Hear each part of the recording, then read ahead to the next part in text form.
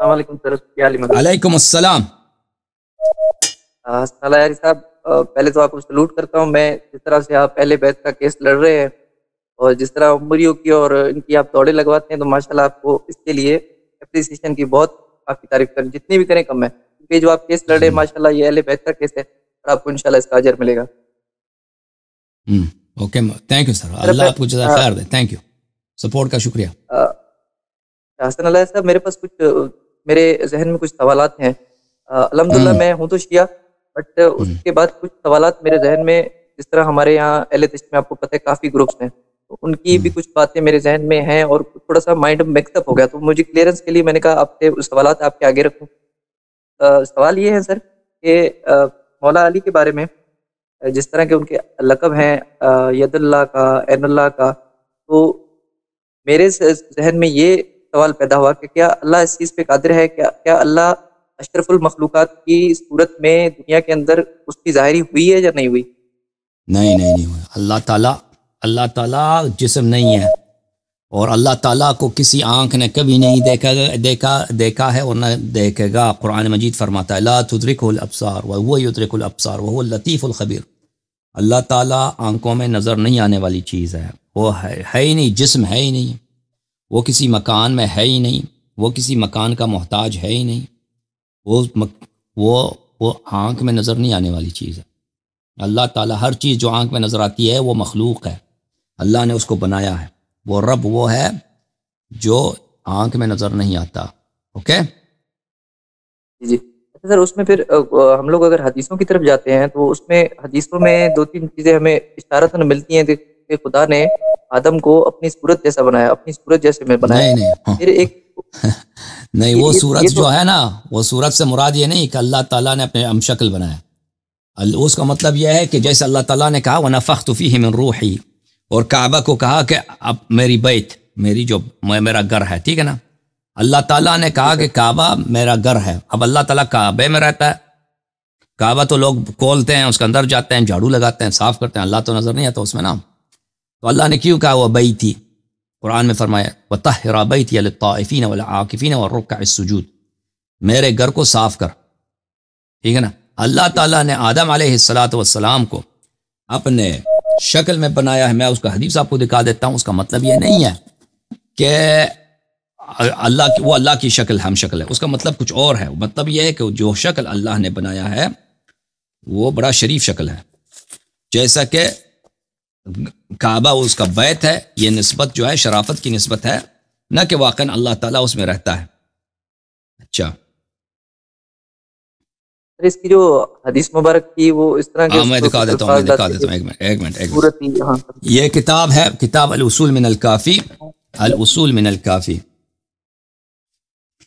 الوصول من الکافی، چاپ دار الکتب الاسلامیہ، صفحہ نمبر 133، باب الروح. یہاں پہ حدیث نمبر 3. میں نے پوچھا امام علیہ السلام سے وَنَفَخْتُ فِيهِ مِن رُوحِي كَيْفَ هَذَا النَّفَخْ، اللہ تعالیٰ نے کہا کہ میں نے اپنے روح آدم میں پھونکی ہے. یہ کیا ہے؟ اللہ نے اپنا روح کس طرح پھونکا ہے؟ اللہ کا روح مثلا آدم میں داخل ہو گئی ہے. فقال ان الروح متحرك كالريح وانما سمي روحا لانه اشتق اسمه من الريح وانما اخرجه عن لفظة الريح لان الارواح مجانسة الريح وانما اضافه الى نفسه لانه اصطفاه على صائر الارواح. روح کو اس لیے روح کہا گیا ہے کہ روح جو ہے متحرک ہے، جیسے کہ ہوا، ریح ہوا کو بولتے ہیں، ہوا متحرک ہے، روح بھی اسی طرح متحرک ہے. اور کیونکہ ارواح جو ہیں، ارواح ایک دوسرے کے بو سے انس رکھتے ہیں، ارواح ایک دوسرے کے بو سے انس رکھتے ہیں، اس لیے روح کو، ارواح کو ریح کہا گیا، روح کہا گیا، کیونکہ روح سے مشتق ہے، ریح سے مشتق ہے، اور ریح کا مطلب ہے بو اور ریح کا مطلب ہے ہوا. اچھا، اور اس لیے کہا نفخت فیہ من روحی لأنہ اصطفاہ علی سائر الارواح، کیونکہ اللہ تعالیٰ نے آدم علیہ السلام کی روح کو دوسرے ارواح پہ فضیلت دی ہے. فضیلت جیسے کعبہ بیت ہے نا، اللہ کا گھر ہے، یہ نہیں کہ اللہ ادھر رہتا ہے، یہ کعبہ اللہ کا گھر ہے، اس لیے کہتے ہیں اللہ کا بیت ہے کہ یہ دوسرے مقامات پر اللہ نے اس کو فضیلت دی ہے، اس کی برتری ہے، اس لیے کہا کہ میری بیت، نہ کہ اللہ اس میں رہتا ہے. روح بھی اللہ کا روح نہیں ہے، اللہ کا مثلا روح ہے، اللہ نے اپنے روح سے کاٹ کے اس کو میں ڈال دیا، نہیں. روح اس لیے کہ یہ روح جو اللہ کی مخلوق ہے یہ دوسرے روحوں پر افضل ہے. کما قال لبیت من البیوت، بیتی کیونکہ کعبہ کو کہا بیتی، ولرسول من الرسول خلیلی، حضرت ابراہیم علیہ السلام کو خلیلی، واشباہ ذالک، اور اس طرح دوسرے جو قرآن میں، وکل ذالک مخلوق مصنوع محدث مربوب مدبر، اور یہ سب جو اللہ نے کہا کہ مخلوق ہے کہ روحی و بیتی و خلیلی، یہ سب کے سب کیا ہیں؟ یہ سب اللہ کے مخلوقات ہیں، اللہ کے ارادے کے میں داخل ہیں، یہ اللہ کے وجود سے کٹ کے باہر نہیں آئے. جی ہاں سر، بعض مقامات پہ دیکھیں قرآن میں آیت ہے کہ میں نے انسان کو فار ایگزامپل اپنے دونوں ہاتھوں سے بنایا، وہاں پہ بھی ایک اشارہ ملتا ہے انسانی جسم کی دونوں ہاتھوں سے ملایا ہے. وہ حدیث شریف میں ہے کہ دونوں ہاتھوں سے مراد میرے قدرت اور میری نعمت ہے، قدرت اور نعمت. سر پنڈلیوں کا بھی ذکر ہے، اللہ کی پنڈلیاں بھی اس میں، وہ پنڈلیاں اللہ کی پنڈلی نہیں، وہ اللہ کی پنڈلی نہیں ہو، بلے وہ آپ کی پنڈلی ہے. یوم یکشف عن الساق، یعنی انسان جو ہے نا، انسان جب پرانے زمانے میں عرب کو اگر خوف ہوتا تھا نا، عربوں کو اگر خوف ہوتا تھا، کوئی ایسی اہم بات ہوتی تھی تو وہ اپنا جو ان کا جو دھوتی ہوتا تھا اس کو توڑا سا اٹھاتے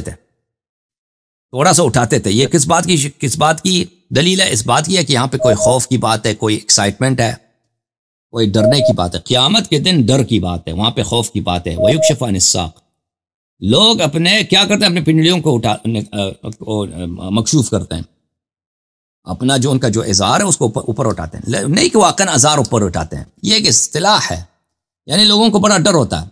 تو یہ اللہ کی پنڈلی نہیں ہے، قرآن میں کہیں نہیں کہ اللہ کی پنڈلی ہے، کہا کہ پنڈلی نظر آئے گی، پنڈلی اوپر مکشوف ہوگی، پنڈلی مکشوف ہوگی یعنی لوگوں کو ڈر ہوگا، لوگوں کو خوف ہوگا، نہ یہ کہ اللہ تعالیٰ اپنا پنڈلی نکالے گا، وہاں اس کی پنڈلی ہے ہی نہیں.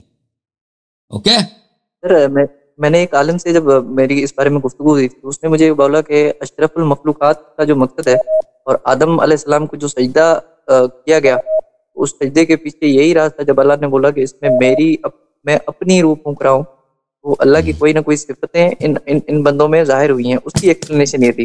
اللہ کی صفت کسی بندے میں ظاہر نہیں ہوتی. اللہ کی صفت اس کی عین ذات ہے، ٹھیک ہے نا؟ اللہ کی صفت اس کی عین ذات ہے. اللہ کا علم اللہ سے الگ نہیں ہوتا، اللہ کی قدرت، اللہ کی حیات اس سے الگ نہیں ہوتا. پھر نجل البلاغہ کا اگر ریفرنس ڈالیں تو اس میں نے مولا علی کا جو خطبات ہیں اس میں کچھ پڑھا ہے کہ انہوں نے اس میں بڑا کلیئرلی ان میں بولا ہے کہ اللہ کو ہم کسی بھی جگہ پہ محدود نہیں کر سکتے ہیں. ان کو فار ایگزامپل اگر ہم لوگ بول رہے ہیں کہ بھائی صرف نور ہے، تو کل شیء قدیر کا جو کانسیپٹ ہے، اور صرف نور کی حد تک اگر ان کو ہم لے آتے ہیں تو مینس کہ ہم نے ان کی جتنی بھی دوسری جگہ ہے ان پہ ہم لوگوں نے ان کی منفی کر دی کہ وہ نہیں ہے، ہم نے ان کو محدود کر دیا نور تک. فار ایگزامپل کرو، اللہ اس طرح نور نہیں ہے جو آپ سمجھتے ہیں. لائٹ ہے نا، جو لائٹ ابھی ٹی وی جو بجلی آ جاتی ہے تو لائٹ آ جاتا ہے، یا اگر بتی جلاتے ہیں یا موم بتی جلاتے ہیں تو لائٹ آ جاتا ہے. اللہ اس طرح کا نور نہیں ہے. سورج کی جو لائٹ ہے، اللہ نور ہے یعنی ہادی ہے، ہدایت دیتا ہے، فزیکل نور نہیں ہے اللہ تعالیٰ.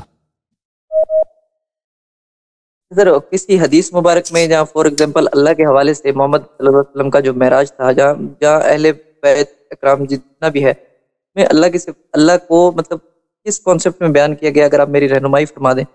مطلب اللہ کو ہم لوگ کس لیول پہ جا کے سوچیں کہ مطلب کیسے ہیں، وہ کیا سوچ سکتے ہیں ان کے بارے میں؟ اللہ تعالیٰ کوئی چیز جو آپ کے ذہن میں آتا ہے نا وہ اللہ نہیں ہے. اللہ تعالیٰ ذہن میں نہیں آتا، بس اتنا آ جاتا ہے انسان کے ذہن میں کہ اس عالم کا ایک مخلوق ہے، وہ وحدہ لا شریک ہے، وہ ہر چیز پہ قادر ہے، لیکن وہ کس طرح ہے وہ انسان کے ذہن میں نہیں آتا. وہ اللہ تعالیٰ آپ کے ذہن میں کبھی جو بھی آپ کے ذہن میں آئے گا وہ آپ کی ذہن کی مخلوق ہوگی، وہ اللہ نہیں ہوگا. اللہ کون ہے؟ اللہ اس عالم کا خالق ہے. اللہ کسی کے ذہن میں نہیں آتا، اللہ ایک جگہ میں سما نہیں جاتا. اللہ ہمارے قریب ہے، نہ اس طرح کہ وہ ہمارے بالکل فزیکلی ساتھ ہو. اللہ ہم سے دور ہے، نہ اس طرح کہ یہاں یہ جگہ جو ہے اللہ سے بھلے یہاں سے اللہ تعالیٰ دور گئے ہیں. اللہ تعالیٰ یہ سب جسمانی چیزوں کے صفات ہیں. جو فزیکل چیز ہے نا، جسم فزیکل طبعی جو چیزیں ہیں، میں ہوں، آپ ہیں، قلم ہے، کاغذ ہے، دیوار ہے، گھر ہے، پہاڑ ہے، پتھر ہے، یہ چیزیں بھلے ان کو آپ دیکھتے ہیں یہ ایک جگہ پہ ہوتی ہیں پھر دوسری جگہ چلی جاتی ہیں، بڑی ہوتی ہیں، چھوٹی ہوتی ہیں. ٹھیک ہے نا. اللہ تعالیٰ اس طرح نہیں. اللہ تعالیٰ میں کسی قسم کی تغیر نہیں ہے. اللہ تعالیٰ کبھی چینج نہیں ہوتا. بس وہی ہے جو اللہ تعالیٰ نے خود اپنی صفات کو بیان کیا ہے. خالق زمین و آسمان ہے, وحدہ لا شریک ہے, کسی مکان کا محتاج نہیں ہے, وہ ہر مکان کا خالق وہ ہے. دنیا میں دنیا نہیں تھا, اللہ نے دنیا کو بنایا. مکان نہیں تھا, اللہ نے مکان کو بنایا. ٹھیک ہے نا. کوئی نہیں تھا, اللہ نے سب کو بنایا. اللہ تعالیٰ وہ ہے کہ وہ ہر چیز سے منفرد ہے. اس جیسا کوئی چیز نہیں ہے, اس جیسا کوئی نہیں ہے. اللہ تعالیٰ ہر چیز سے منفرد ہے. اس طرح کی کچھ روایت آتی ہیں کہ نبی اکرم صلی اللہ علیہ وسلم کا اور مولا علی کا جو نور ہے وہ اللہ نے اپنے نور میں سے 1400 سال آدم کی تخلیق سے پہلے وہ اپنے نور سے بنایا نا. اس کا مطلب یہ نہیں ہے, مطلب یہ نہیں کہ اللہ تعالیٰ خود نور ہے, لائٹ ہے. تو اس کا اللہ تعالیٰ لائٹ نہیں. اللہ تعالیٰ جو نور ہے وہ یعنی ہادی ہے. اللہ تعالیٰ نے جس مواد سے اہل بیت علیہ السلام کو خلق کیا وہ مواد بڑا عالی مقام ہے. ٹھیک ہے نا. ان کی جو طینت ہے, جو گل ہے, جس سے اللہ نے بنایا وہ بہت ہی پاکیزہ ہے, بہت مبارک ہے. جیسے کعبہ کو اپنے سے نسبت دیے کہ بیتی, ٹھیک ہے نا, اسی طرح اس نور کو بھی اپنے آپ سے نسبت دیے کہ من نوری, کہ میں نے ان کو اپنے نور سے بنایا. نہ یہ کہ اللہ خود نور ہے, ٹھیک ہے نا, اسی نور کو کاٹ کے پیغمبر بنا دیا یا کسی دوسرے کو بنایا. یہ اللہ تعالیٰ اس طرح کی نور ہے ہی نہیں ہے. اس میں کسی تقسیم تجزیہ ہے نہیں ہے. وہ اس طرح نہیں ہے کہ اس سے کچھ چیز الگ ہو سکتا ہے. یہ ہم اور آپ ہیں کہ ہم سے کچھ چیز الگ ہو سکتا ہے نا, ہمارا ایک جزء ہم سے کوئی کاٹ کے نکال دے. اوکے. یا اللہ تعالیٰ کوئی سورج ہے مثلا, سورج کی طرح اس سے نور نکلتا ہے, اسی کے نور کو مثلا کاٹ کے جمع کر کے پیغمبر کو بنایا. اللہ تعالیٰ اس طرح ہے ہی نہیں. نستجیر باللہ, نستجیر باللہ. یہ سب مخلوقات کی صفات ہے. اوکے, خدا حافظ میرے بھائی.